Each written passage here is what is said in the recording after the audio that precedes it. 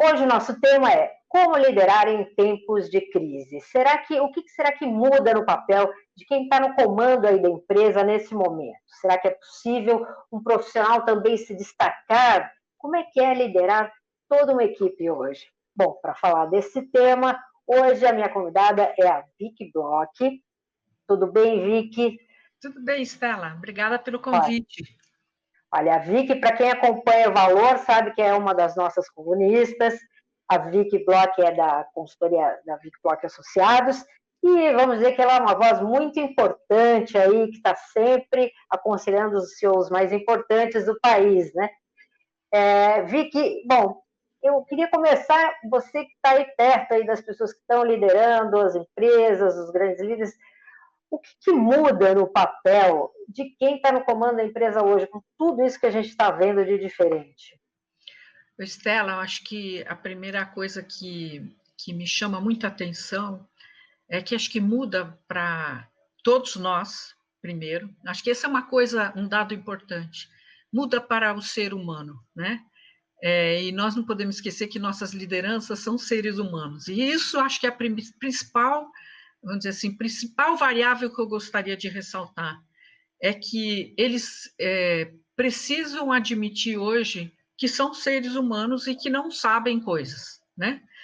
Não sabem significa que nós estamos nos defrontando com uma situação absolutamente não imaginável. Eu acho muito interessante quando as pessoas querem comparar com crises anteriores. Eu acho que tem um ponto comum na liderança de crise, mas eu tenho certeza que quando um líder desse olha para fora e vê a rua sem carro, o aeroporto com os aviões no chão, ninguém na rua, ele diz alguma coisa muito diferente está acontecendo dessa vez. E aí, Stella, eu acho que a primeira coisa é você ter clareza de como isso está batendo em você. Você, como líder de um grupo muito grande de pessoas, você vai precisar ter algumas atitudes e comportamentos que é escuta, estrutura, você vai precisar estruturar as coisas, você vai precisar acolher as pessoas, e você vai precisar admitir que não sabe, às vezes. Então, são comportamentos muito diferentes do que aqueles que a gente vinha tendo até aí, né? Acho que toda e qualquer situação de crise, né? A gente aprendeu isso com as grandes lideranças, né? Você poder juntar pessoas, e o mais interessante dessa vez tem sido admitir que pessoas que não diretamente ligadas a você têm melhores ideias até do que você. Então, ouvir o outro, acolher o outro, trazer o outro para a mesa, perguntar, e daí começar a fechar algumas ideias e estruturar, é o que faz esses nossos líderes hoje ficar sem dormir. Então, você até comentou uma coisa que já me falaram recentemente numa entrevista, né? Que, por exemplo, ouvir gente até que não era, né? Que habitualmente você não prestaria atenção numa reunião e tal. Esses novos encontros virtuais, essa reestruturação que todo mundo passou de uma hora para outra, eu já vi de algumas pessoas assim, olha, tem gente que não tinha coragem de falar numa reunião que agora, porque está virtualmente, está conseguindo até se colocar mais. Quer dizer, é essa abertura que de alguma forma, a gente está tendo que ter também, né, para incluir mais pessoas. Eu tenho pensado nisso, sabe, Stella? Eu tenho pensado o seguinte: será que o virtual nos deu mais permissividade para falar? Ou será que nós somos uma geração que estou falando, as próximas gerações são mais falantes, mas tinha poucos escutantes, entendeu? Então, eu outro dia estava numa conversa com uma pessoa que a gente respeita muito quando fala de crise, que é o Pedro Parente, né?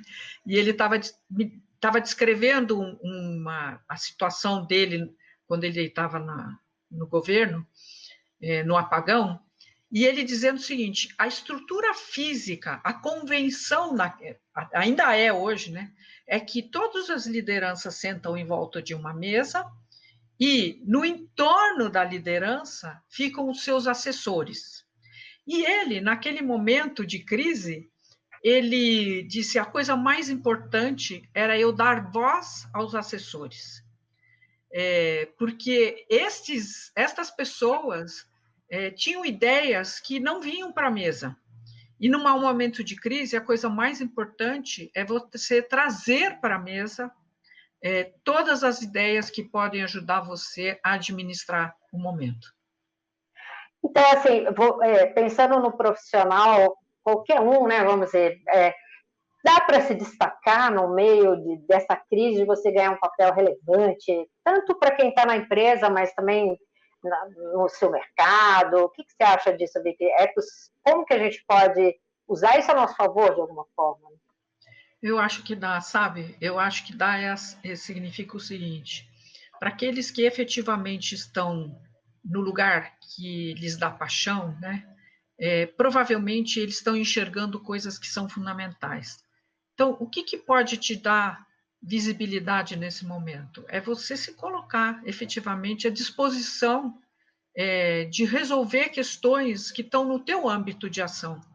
É você também dizer para as pessoas que você está enxergando coisas que elas não estão enxergando. Pode não estar certo o que você está enxergando, mas você se permitir acrescentar. Sabe, o ser humano faz essas conexões, né? Você ouve alguém falar, você conecta, você pensa em coisa diferente, daí o outro pensa. Então, o falar, o colocar na mesa, dar visibilidade à tua existência, né? Eu acho também que a gente está aprendendo a lidar no virtual com essa questão do um fala e o outro escuta, né? Coisa que a gente pedia nas reuniões, né, Estela? E, na verdade, as pessoas não atropelavam umas às outras, né? Numa live de 20, 30 pessoas, se você não tem disciplina, não funciona, né? E aí é possível todos participarem e ter o seu momento de glória, estou falando aqui no bom sentido da palavra, né? Uhum.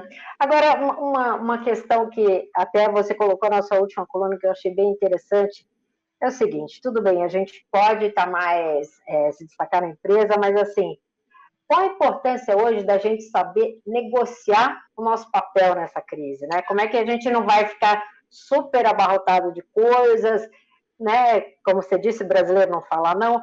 Como que a gente negocia essas coisas?